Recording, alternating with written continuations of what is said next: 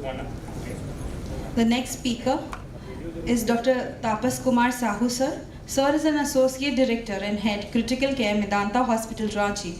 Sir has completed his MD in Anesthesia from the prestigious SGS Medical College in KEM Hospital, Mumbai. Completed his FNB from Sir Gangaram Hospital, New Delhi.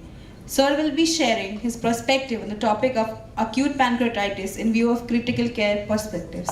We welcome you, sir.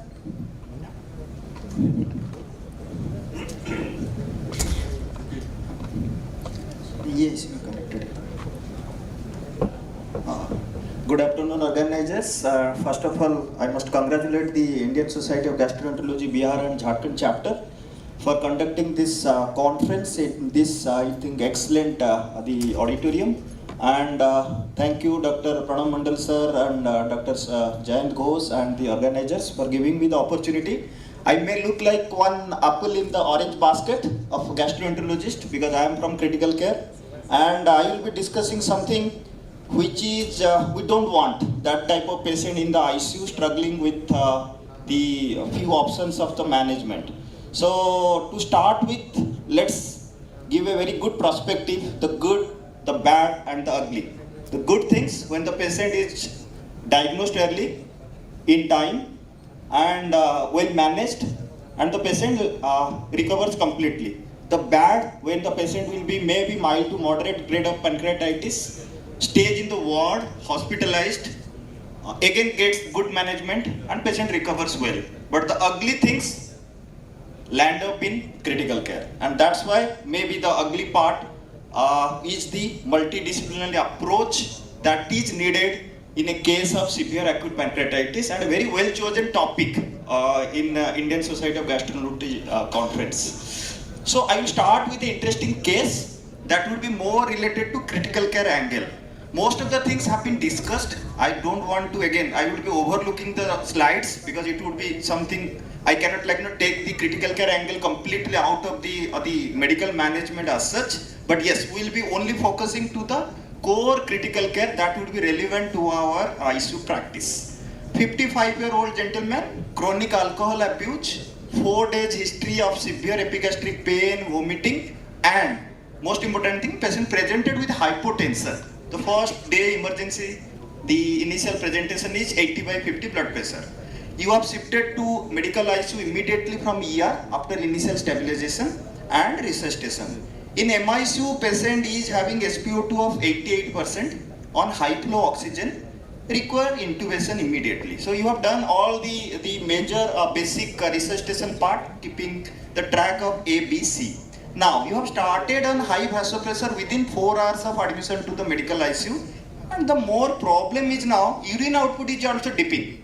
So previously the oxygen saturation was low, the blood pressure was low, now urine output is actually taking a toll. Now, when you send the lab investigations and from the emergency department the sample sent, you got the reports, amylase is 950, lipase is 1400, lactate of 6 with creatinine of 3, again adding to our OJ. Now the TLC report is 26,000 with high CRP and procalcitonin somebody has sent from the emergency department, though we do not encourage the first day emergency procalcitonin to be done in our critical care practice, but the procalcitonin came 2.8. Now you did the ABG and the pH is 7.25 with lactate 6. So something typical patient is in a very much fix, the clinician is in fix, and the team is very much worried how to prognosticate to the family. So this is typical critical care perspective. Now the clinical conundrums that is right now in front of me or in my team, where gastroenterology, critical care, nephrologist and the other subspecialty are involved. First one is patient is in ARDS. So that is again one big problem for me. It's not a simple ARDS. Pancreatitis complicated to ARDS. So you are getting chest X-ray, bilateral pulmonary infiltrates, you have intubated the patient. Patient is now requiring high PEEP to maintain the saturation of maybe 92 to 94% with FiO2 of 1. Now, clinical question, how to optimize the mechanical ventilation in this situation? Because you are increasing the PEEP, the FiO2, we all know you are giving fluid, patient will land up in abdominal compartment syndrome. So that would be again difficult to ventilate in the case of patient with full abdominal compartment syndrome. Now the second problem conundrum for me, refractory hypotension, and we all know whether it is due to sepsis, whether it is due to aggravated SARS, whether it is the patient was not fluid resuscitated properly. So many things are right now going in my mind. So as a clinical team, how I should approach this type of refractory hypotension. Again, if I am overloading this patient would land up in the complications of fluid overload, already highlighted by Dr. Mandal. Now, AKI. So the next ugly thing that is right now in front of me, it's not a typical case of simple pancreatitis, gastroenterology domain. Now the nephrology is also into the picture, and I am also worried. Now the patient's urine output is dipping, pH is dropping, lactate is increasing. Should I go for RRT? If I am going for RRT, BP of 80/50 with noradrenaline of 10 ml per hour. So should I go for simple SLADE or CRRT? So that is again one clinical conundrum in front of me. SCS. To again complicate the situation, you have overloaded the patient in first 24 hours with maybe 3 liters, 4 liters, as we have already discussed in our previous 2 lectures. Patient is right now, the nurse is saying, abdominal girth is right now 102 centimeter. And last was 96. So you are also facing the problem, typical intra-abdominal pressure is rising. My problem is not over it. I am also thinking this patient must have had the typical symptoms and signs maybe 4 or 5 days before. He presented to hospital maybe later on. So should it be the necrotizing pancreatitis diagnosis and I should treat with aggressive antibiotic at this point of time? Should I start with prophylactic antibiotics to straightforward carbapenem at this point of time? My colleagues say that you should not be using prophylactic antibiotic against carbapenem on the very first instance because it's a case of SARS. We all know. But in this case, should I go with the books or my mind? I don't know. Now, the next problem is not here. The sugar is completely remaining in the range of 350 to 400. So, am I getting endocrine complication of the severe acute pancreatitis? Is it exocrine insufficiency as well as endocrine insufficiency both together? And finally, nutritional support with abdominal girth of 108 on high vasopressor. Patient is the patient is having multi-organ failure. Should I start with the parenteral nutrition or enteral nutrition? Should I give a tropic feed? Still very much confusing to me. And finally, what should be the proper risk prediction model? The family is waiting outside in the counseling room, and I have already assessed. My team has already assessed. I have to go and address their queries. How I should prognosticate? Is this patient going to see maybe the 2 days after the sunlight, or there is a typical doubt in front of me and I should prognosticate in very negative way or some amount of positive hope to the family? So these are something which is right now typical critical care perspective. And if we will be taking this to our team, I think we all are facing in and out who are dealing with severe acute pancreatitis in our clinical arena. It's not a typical OPD case or case which is admitted in the ward and getting discharged in 2 days. So the disclaimers, definitely it would be more of critical care perspective. I will not repeat, maybe the slide would show something, but I will skip those things. Let's be interactive. Let's dispel some of the myths. Let's dispel, because there are many myths in the pancreatitis. Everybody will agree with me. Hopefully we will finally, this patient we can save at the end in our ICU. This is a very interesting article published very recently, 2023, in Intensive Care Medicine, 10 tips to manage severe acute pancreatitis in an ICU. And we will be focusing on those 10 tips only. We all know the prevalence has increased because of the gallstone prevalence is increasing, alcoholic prevalence is increasing. So definitely pancreatitis is the result of all these 2 things, majority wise.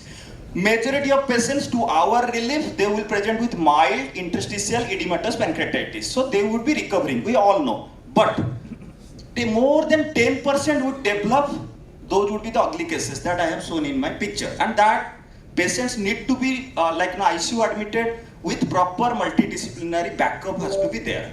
Now, the types and the prognosis already discussed, but you have to see that if you see here, interstitial pancreatitis, they also can go to like more mortality of less than 2%. It's not 100% recovery. And if the patient develops the necrotizing pancreatitis, which is hardly 15 to 20% cases, again, those patients who will be having persistent organ failure, the mortality reaches to 20%, 15 to 20%. And those patients who would be continuously admitted in the ICU for a long time with multi-organ failure, the mortality reaches to 50%. In some literature, they have also reached to 50%. Now, my the take-home message or what I want to share with you all colleagues, that there is actually the high negative and low positive predictive of whatever risk factors we all know, the lab finding amylase, lipase, CRP, triglyceride, and the scoring systems we know. Take the example of the Balthazar risk scoring system, Apache scoring system, Ranson scoring system. They have their own the negative predictive value, which is like less compared to like the newer ones. Now, these are something we need to understand. Search criteria. We always say patient will be having search criteria, which would be satisfying the pancreatitis diagnosis. But this is useful in predicting disease severity. And absence of the search criteria on day 1, maybe the disease will be going in favor of high negative predictive value. BSAP score, which is right now the score of choice in ICU, more than equal to 3, it would be linked to the higher mortality risk. We all know, simple, quick to use at the bedside. And just we all need to understand this is a dynamic process. We cannot on day 1, if we will be calculating the BSAP score, we will be calculating all the lab finding, and we will be prognosticated, and the patient will be behaving in the same line how we prognosticated on day 1. That is not going to happen. So it is a dynamic process. The disease course can change rapidly from here to there in the ICU. Now, the first one I would highlight that always go for assessing the organ failure and the complications. It is not only one domain, that is the pancreas as well as the gastroenterology.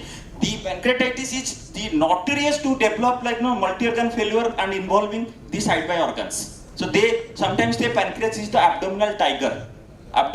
So don't let the tiger to roar. Otherwise you will be having nightmare. And classification systems, you should have at least 1 or 2 classification systems in your ICU, which you can follow continuously by your nurses, by your junior doctors to prognosticate, to evaluate on a daily basis. The mortality risk you have to keep as per your scoring systems, as your SOFA scores or your the organ failure rates and how patient is behaving. Now, who is at risk? This is a very interesting article in any JAM published maybe around 8 years back. You can see you have to take into account of the pre-morbid characteristics, the clinical characteristics, inflammatory markers, lab finding and radiologic finding. It's not only the clinical presentation or the amylase lipase value and you repeat it, the lipase value is decreasing, so you prognosticate in a positive way. No, you have to take it as a complete bucket. Now, when to admit in ICU? We all know this is again one of the guideline that has suggested that which patients you have to take it with a pinch of salt. Don't admit the patient in the ward or just discharge on the OPD advice basis, because those patients will be coming later on in a very critical fashion to your ICU, and they would be requiring multiple organ support. Now, you need to know about the additional examinations that are actually needed. It's not only the gallstone or the alcohol. There are also the things that you need to keep in mind about the triglyceride level, the calcium level, or some other drugs that can cause also pancreatitis. And initial workup along with this lab investigation, also sometimes the abdominal ultrasound and calcium triglyceride. Triglyceride more than 1000, keep a watch that yes, this patient is going into severe acute pancreatitis. Further evaluation, as we have already discussed, endoscopic ultrasound and MRCP for the unclear cases. Now, I would be highlighting the early intensive care management within 4 days. How you have to divide? You have to monitor, and monitor along with the supportive therapy, that would be fluids resuscitation, analgesia and nutrition. Don't go for all these antibiotics from the day 1 and you see that the patient will be responding to my antibiotic. No, the management protocol would be focusing on only the basic general care. That is the monitoring, fluid resuscitation, analgesia and nutrition. Third, it's not only monitoring, also screen for the complication that the patient is developing or may develop during the initial 4 days of treatment. Now, the late intensive care management would be for the screening for the peripancreatic collections or the infective necrosis, because this is the time when the patient will be having necrosis features. So you need to think about and also assess whether the patient is going for the exocrine as well as endocrine insufficiency. Now, 3 major complications in a pancreatitis patient in ICU need to look for. They all starts from A. I don't have a trainee who I am looking at, so otherwise I could have asked them. AAA, AKI, ACS, ARDS. AKI, ACS is abdominal compartment syndrome, and ARDS we all know. So these are the 3 complications. If your patient is not having it out of these 3, any of the complications, maybe you are in a safer zone and the patient is having a bright chance of recovering. Now, generic approach we all know: A, B, C, pain control, electrolytes, especially calcium, and fluid balance. If requiring dialysis, go for early dialysis. Don't wait for the patient to sink and having refractory metabolic acidosis. Now, there are certain myths I want to just highlight. Third species loss due to capillary leak, we all know. SARS due to cytokine release, so you will feel that this patient is in septic shock due to infection, but this is actually due to SARS. GI losses due to vomiting, retroperitoneal hematoma could be due to the splenic artery aneurysm rupture. There would be low blood pressure, not due to infection, rather abdominal compartment syndrome. And abdominal compartment syndrome is notorious to have decreased preload, and that is the reason why your patient is not responding to your fluids and vasopressor. And finally, again, the patient will be having SARS associated cardiomyopathy, and that is also another factor leading to your low cardiac output. So don't always blame the low blood pressure as well as low cardiac output on the sepsis. Sepsis is not everybody's the people take it as granted that if nothing is going in your favor, blame it on sepsis. Now, causes of hypoxia, we all know: ARDS, pleural effusions, pulmonary edema, aspiration pneumonia. Anything can be possible, and that would be contributing to the persisting hypoxia in these patients. So you need to exclude these things. Just keeping CT scan, everything has been discussed in detail, not going into the further discussion. But one thing I want to highlight: AKI is not a contraindication for the CT scan if your this risk benefit is more in favor of the benefit. Now, interdisciplinary management, early involvement of the interdisciplinary team is the key to success. Now, monitor the intra-abdominal pressure. Your ICU should be fully equipped with measuring the bladder pressure, which would be directly corroborating to your intra-abdominal pressure. And we all know the range where we have to be cautious. And this is something which people forget, but always, in a case of pancreatitis, along with the heart rate, blood pressure, BUN, creatinine, keep a nursing chart of abdominal girth monitoring every 8 hourly or so. And always focus with, if the patient is not responding, going in line of abdominal compartment syndrome, if the patient is intubated, keep the patient sedated, paralyzed for maybe 24 to 48 hours, so that the abdominal pressure would be decreased and the patient will be ventilated well. Yeah. Now, fluid resuscitation, very well explained by Dr. Mandal, but I want to just highlight that you need to think about that always. Don't think that if the patient is not responding to your fluid, then the patient is actually fluid deficit more. No. And there are certain parameters again highlighted well before, so you have to keep watch on the factors or your targets in your ICU on the first day. Waterfall study, this is again published in 2023, very good study that actually discouraged the use of aggressive fluid resuscitation in the first 24 to 48 hours. NHM publication, so you have to take it seriously. This is waterfall study, you can all go through in your leisure time. Now, reasonable approach, if somebody will ask me what you practice, there are theory and publications, but what is actually practice, nobody knows the best approach. Believe me, whoever will be also presenting, the answer would be nobody knows the best approach. Maybe reasonable approach, give the fluid already discussed, do hemodynamic assessment at the bedside, focus based assessment. Patients may benefit from a moderate amount of fluid initially, maybe 2 liters total over the first day. Now, don't give much fluid after the initial resuscitation, because after that maybe you have to target even fluid resuscitation. Urine output and the fluid resuscitation, that has to be even. Now, use vasopressors early, rather than like bombarding with more and more fluid. Be careful about the use of fluid responsiveness. People sometimes say IVC is collapsing, patient is fluid responsiveness. I am also fluid responsive at this moment of time at 1 p.m. That doesn't mean that I have to take 2 liters of fluid. So this is a myth that you need to understand. Now, ERCP part already discussed. I am not going into detail. That is also a critical care angle. Pain control. Initially, the first 25 to 48 hours, don't think that the patient is in agony, heart rate is increasing. That is actually the reason why I am actually targeting good pain control. No. Respiratory support. If the patient is not having good pain control, he or she will not breathe properly. Patient will go into basal atelectasis. Patient will be going into the respiratory distress, and that would be troublesome for you all. So that is one of the reason why epidural analgesia is now preferred also in a case of severe acute pancreatitis if your coagulation parameters are okay. Just to take control of your bowel motility, facilitate also the nutrition at the early point. Now feeding part already discussed. I should not be discussing that, but enteral feeding, oral feeding, and we all know the advantages over the TPN. Now just skipping forward, the approach already discussed. Think about whether my patient is in the severe disease or mild disease. Always start with the oral feeding or the enteral feeding. Don't jump to TPN because the patient is actually abdominal girth. Patient can wait for 2 days, 3 days without feed also. If you are starting TPN, there are many complications that would be troublesome to you also later on, rather than waiting for 1 to 2 days to give at least little bit bowel rest rather than jumping to the TPN.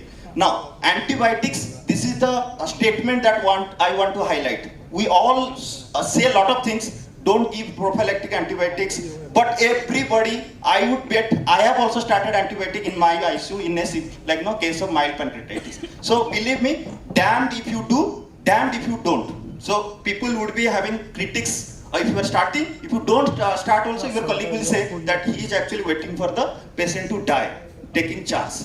So the screen is not coming. Hello, the screen is not coming.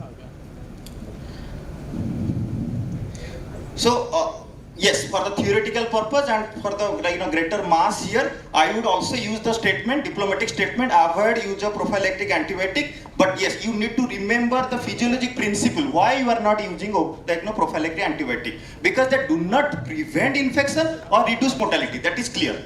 Now, treat only suspected infection, and it's not only necrosis of the pancreas that you are treating in a patient with admitted in your ICU. There are also 5 or 7 causes where the patient will be having septic shock apart from necrotizing pancreatitis, like pneumonia, like urinary tract infection, like line related infection. So you have to treat that with the antibiotic. It's not only you are targeting the pancreas with your antibiotic. Now, target therapy at resistant bacteria, you need to know your microbial flora in your ICU. Don't just bombard with things what the Western people are using. Now, no routine antifungal prophylaxis. Please don't go one step ahead also to start with antifungal if your patient is not responding. Now, there would be one group which will be argumenting the use of prophylactic antibiotics. I have also support for them. Why? Because pancreatic necrosis will promote development of nutrient-rich organisms that is actually required for the bacterial growth. The decomposing pancreatic tissue is actually difficult to access surgically. So why you are actually delaying to start with the antibiotics? So that is also one of the reasons you can argue. Now, pancreatitis patient will be constantly febrile with raised inflammatory markers. So that would be confusing whether your patient is having sepsis for some other reason. So you have to better start with antibiotic from the very first. And we all know if the patient is landing up in real sepsis, definitely the mortality rate would be very high. So why I will be delaying starting the antibiotic, which I can start on the day 1 or day 2 of my ICU admission. And I have already told non-pancreatic infection also plays a major role in your ICU. So it's not that you are only giving antibiotic for the cause of pancreas.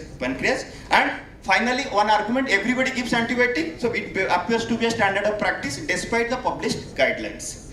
And the counter arguments that people would be saying, no, don't give antibiotics because penetration to the necrosis is actually very poor. If you start antibiotic also carbapenem on the day 1. Now, the second one, instead, if you are actually using it aggressively, you are increasing the resistance pattern in your ICU in your hospital. And when the patient will land up in real infection, if you start the carbapenem, what will be rest in your hand? Colistin or polymyxin B. So you will be actually losing the train by just starting it very much early. Now I'm just keeping. So this is the standard practice. You should remember that what are the antibiotics that achieve high concentration. That is meropenem, metronidazole, and fluoroquinolones. Drugs which actually known to penetrate poorly, aminoglycoside and beta-lactam. So don't depend upon the amikacin for this type of patients because they penetrate very poorly. Guidelines we all know, own practice, you have to think about what you are doing. So this is in 10 lines, 10 tips that you can see, starting from the assessment of the severity, early ICU admission, I will take 1 minute more. Diagnostic workup and the treatment. And you have to be very cautious what you are doing rather than overdoing and also underdoing. You have to be doing it as per the evidence as well as the standard practice. And the take home message from my talk, early identification and aggressive management. You have to be having multidisciplinary approach because it's not like one man's domain. When the patient is actually in the severe acute pancreatitis with multi-organ failure, precision in the fluid management. Fluid is no longer you are completely having a stick on the fluid. Timely organ support, rather if you can say timely organ support and infection control. Your ICU should have also good infection control practices. Dynamic reassessment is the key. Don't depend upon your first day assessment or second day assessment. Patient can go into refractory shock maybe after 7 days, after 10 days, after 14 days, and that patient will not survive. And finally, maybe the future of critical care lies in the advanced technology that already have been discussed. Personalized therapy. You cannot make it one box and put that beside the patient's bedside and say that yes, whatever is in the box, you have to fit into that. That cannot be possible. Thank you very much for your patient listening. Now the paper is open for discussion.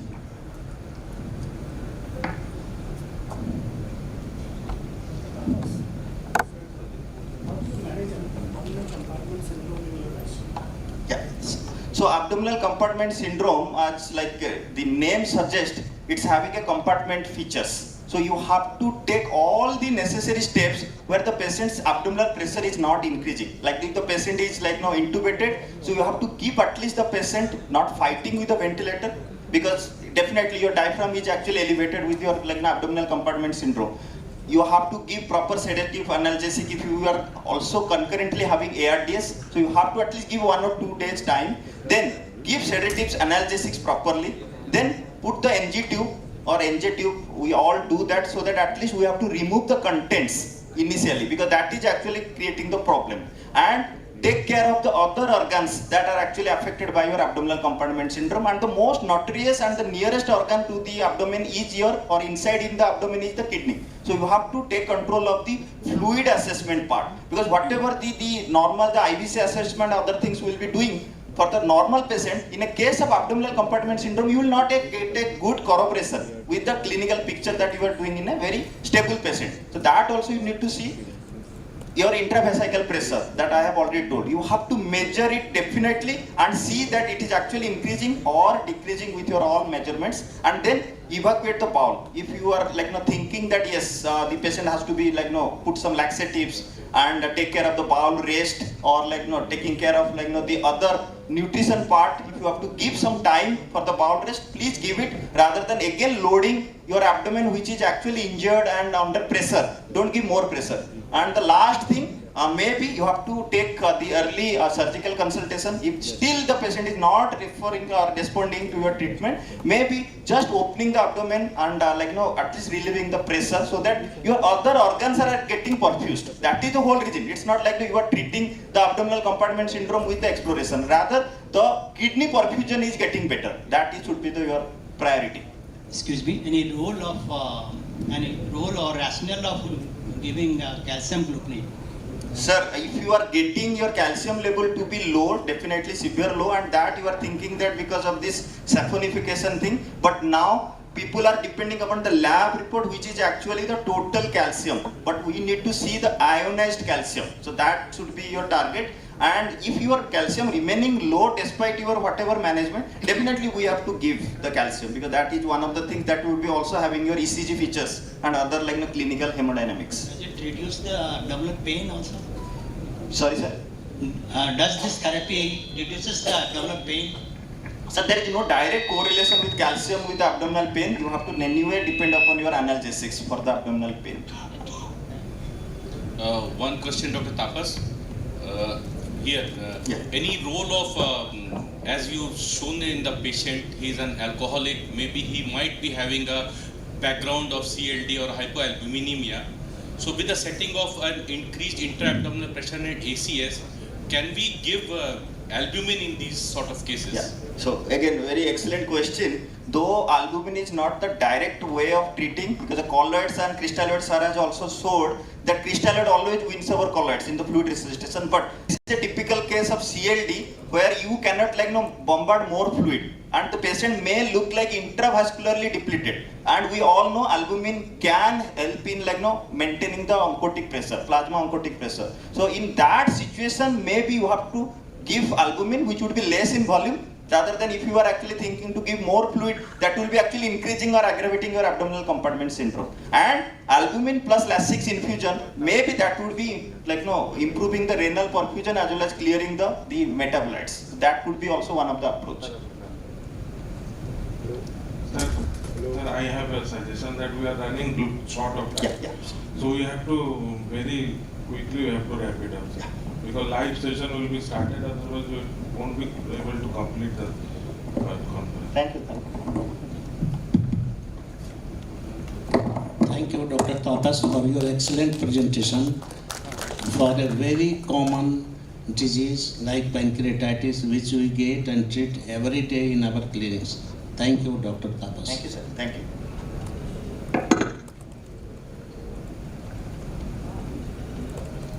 Thank you, sir. Before we move on to the next session, I would request our chairperson to kindly felicitate our previous 4 speakers, Dr. Ashish Jha sir, Dr. Sangeet Saurav sir, Dr. Tapas Kumar Sahu sir, and Dr. Pranav Kumar Mandal sir. I'll request our speakers to kindly join us on the stage. Dr. Ashish Jha sir, Dr. Sangeet Saurav sir, Dr. Tapas Kumar sir, and Dr. Pranav Kumar sir. I request our chairpersons and moderators to kindly felicitate our speakers.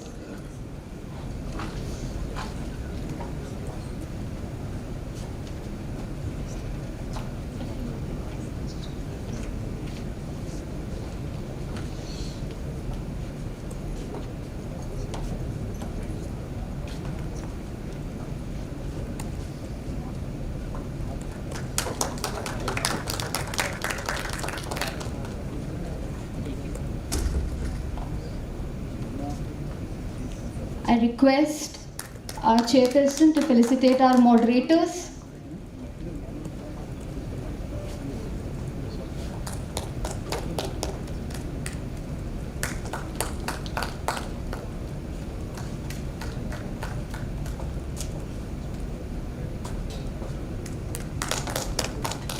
I request our moderators to kindly felicitate our chairperson for this session.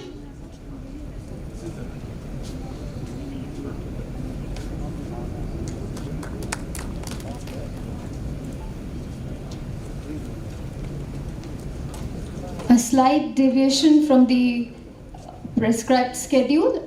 We will do the talks of our speakers before, because they will be going to join for the live surgery.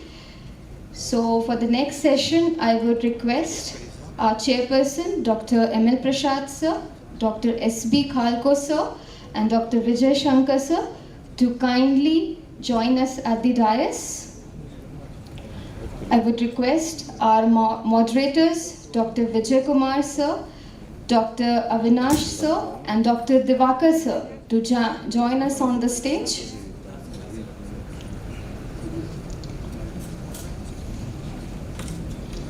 Our next speaker, Dr. Srihari Anikindi sir, is a senior consultant gastroenterologist at Sri Gangaram Hospital, New Delhi. Well, sir needs no introduction. He has around 71 publications, both national and international journals to his name. He expertises in the area of GI motility and endoscopy.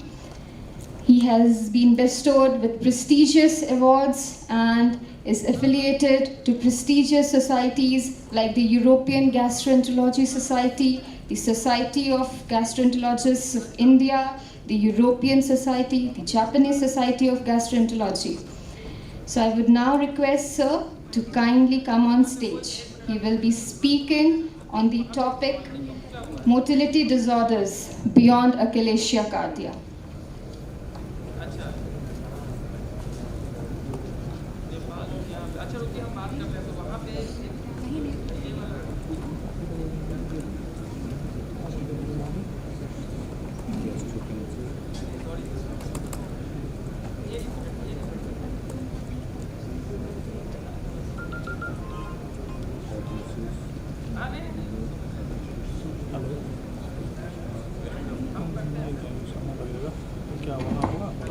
Very good afternoon to everybody. I am extremely grateful to Dr. Jayant and the entire organizing team at BJISGCON for giving me this opportunity. So in the next 12 to 15 minutes, I'll be speaking about esophageal motility disorders, and we'll be going a bit beyond achalasia cardia. And I think that's a welcome change because, achalasia has been in the spotlight. And if you see any dance troupe or something, all your focus is on the lead performer, and you tend to neglect the people are at the back. And this might be very true in many situations in life, and I think this is true with most of the motility disorders also, because we have a lot of other motility disorders which might be more common than achalasia, but we really don't know what to do with these motility disorders. So in the next 12 minutes, I'll be discussing upon that. So anything that is beyond achalasia cardia, any motility disorder for that instance, we'll keep pondering what do you do with that. Like if you have a patient with ineffective esophageal motility, what do you really do with such patients? So let me simplify what is the approach to these motility disorders. First is EGJ outflow obstruction. So in an EGJ outflow obstruction, what you see is that the esophageal motility is normal. By normal motility, I mean the distal latency, the distal contractile integral is normal. There are no peristaltic breaks, but the integrated relaxation pressure, or the IRP, is increased. Okay, the typical symptom of a patient who comes to you with EGJ outflow obstruction is again that of a dysphagia. Okay, so what do you do in such cases? So here is an example. If you see very carefully here, the LES seems to be non-relaxing. The LES is not relaxing. The integrated relaxation pressure is high in such cases, and you suspect that this patient has an EGJ outflow obstruction. But if you analyze the manometry graph very carefully, there is a small hiatus hernia at the bottom, and it is this hiatus hernia which is leading to the symptom or an artifact of an EGJ outflow obstruction. So EGJ outflow obstruction was a priority area for the newest Chicago reiteration, that is the Chicago version 4, because it was seen that when we used the previous classification systems of Chicago, almost 10% of all the diagnosis was EGJ outflow obstruction. You depend on the machine for a diagnosis, and according to the previous software, it was giving EGJ outflow obstruction to a lot of patients, almost 10%. So 1/3 of these EGJ outflow obstruction diagnoses are actually spurious. There are because of catheter artifacts, there is a mechanical compression from outside, a hiatus hernia as we just saw can cause picture like EGJ outflow obstruction. These do not require treatment. But it is very important that we need to really identify the true EGJ outflow obstruction, because here treatment is needed. And a small proportion of this might eventually land up into having achalasia in the future.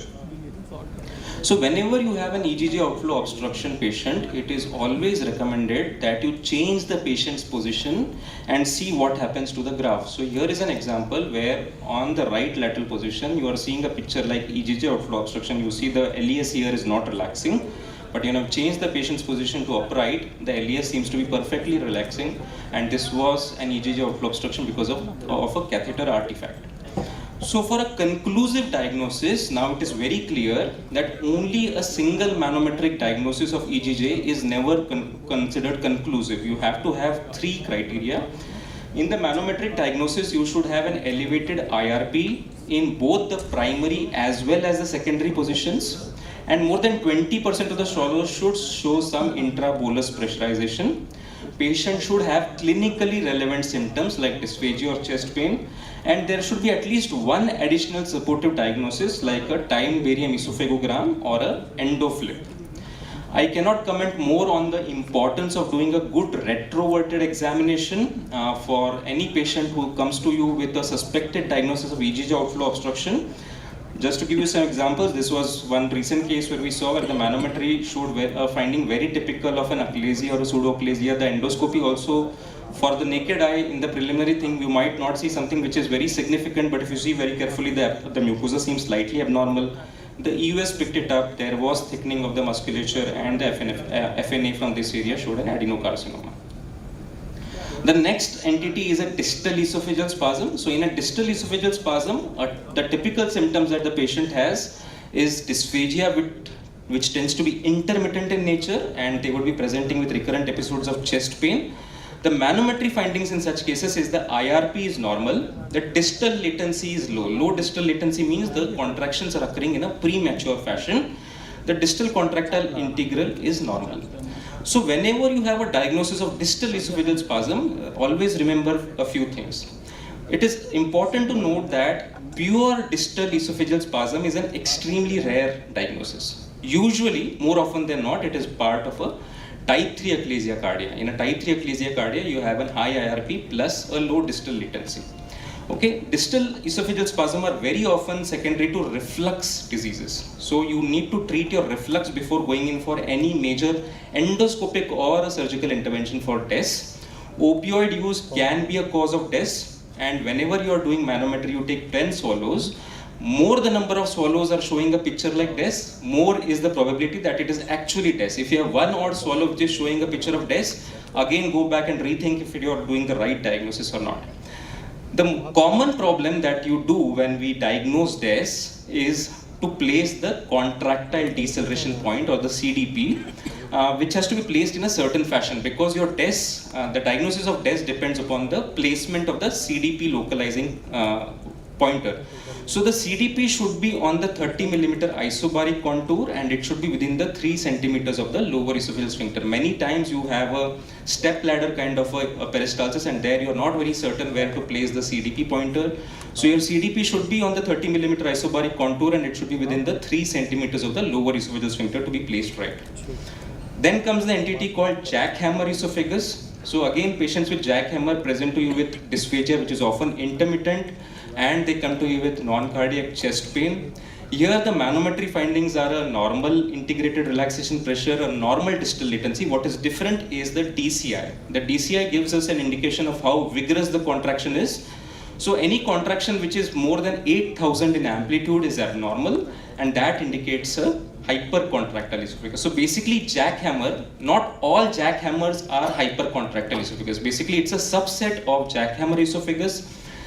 Hypercontractile esophagus can manifest in different forms. You can have a hypercontractile segment which is just localizing to the lower esophageal sphincter also.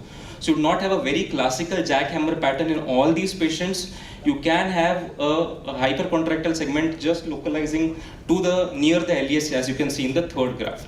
So hypercontractile patterns are heterogeneous. Hypercontractile esophagus is not synonymous with jackhammer. Jackhammer is a subset of hypercontractile esophagus, and even an LES segment can be hypercontractile. You need to know that.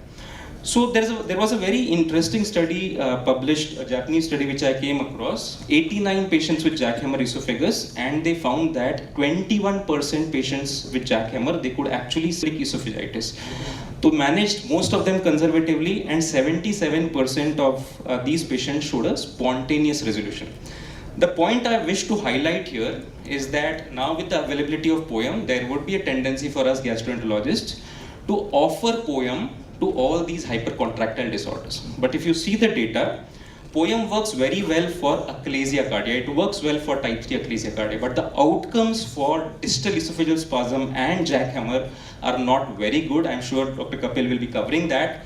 So if you have a spastic motility disorder, it is always recommended, don't jump the gun. You see for any alternative diagnosis, try to manage them conservatively first. If everything else fails, then go in for a endotherapy or a surgical management. Then coming on to ineffective esophageal motility, a very common scenario that we see in clinical practice. So in ineffective esophageal motility, you see that the peristalsis are weak. You will see a weak DCI, or you will see that there are a lot of peristaltic breaks. So ineffective esophageal motility, the consensus or the diagnostic criteria has been constantly evolving. In the previous Chicago classification, anything that had a large peristaltic break, that is more than 5 centimeter break in the peristalsis, or ineffective swallows. By ineffective swallows, you mean a DCI of less than 450, was diagnosed as ineffective esophageal motility. But now with the Chicago 4, they made it more stringent. You need to have more than 70% ineffective swallows or 50% failed swallows to call it as ineffective esophageal motility. What happens when a patient with ineffective motility comes to you? Are all these patients symptomatic? Not necessarily. You can have an asymptomatic patient who shows up a finding of ineffective motility on the manometry. You can have patients who have symptoms of GERD and they have abnormal reflux clearance, or you can have patients who present to you with dysphagia where there is an abnormal bolus transit. So ineffective motility was reported in 30% of all manometries, making it the most common diagnosis on manometry. 17% of normal patients can show ineffective esophageal motility. Ineffective esophageal motility is extremely common in GERD and it is seen up to the tune of 20 to 40%. However, when a patient with ineffective motility has symptoms of GERD, it is more likely that the GERD in such cases are more severe than the normal population.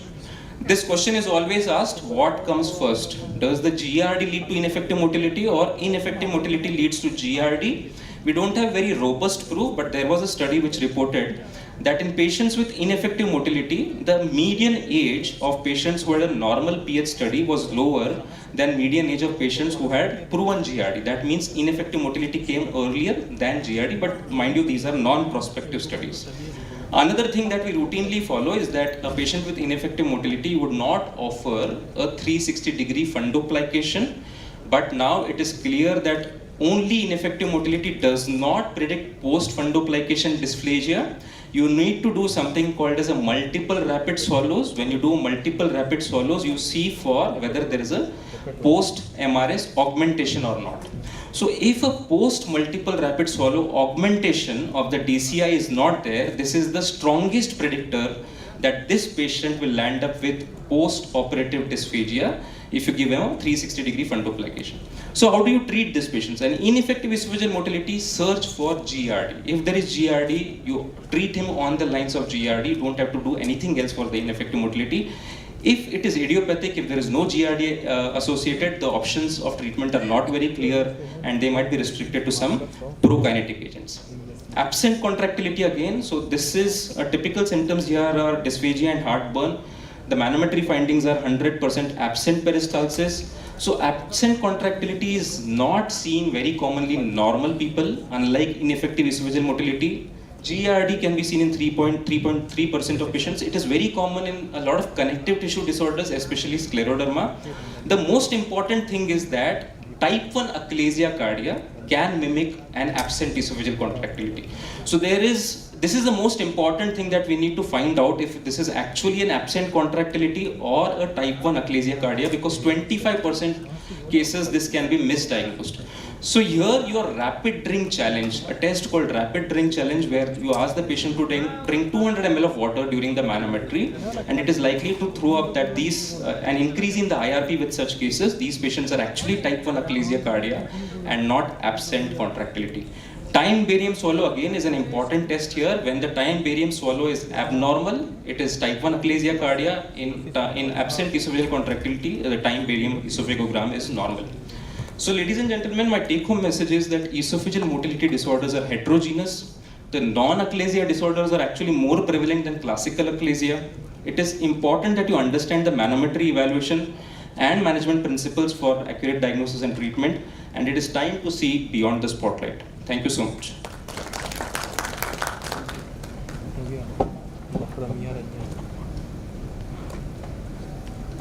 Only 1 or 2 questions will be taken. Sometimes it is very difficult to put the when you are doing in the patient of achalasia cardia. So very relevant question.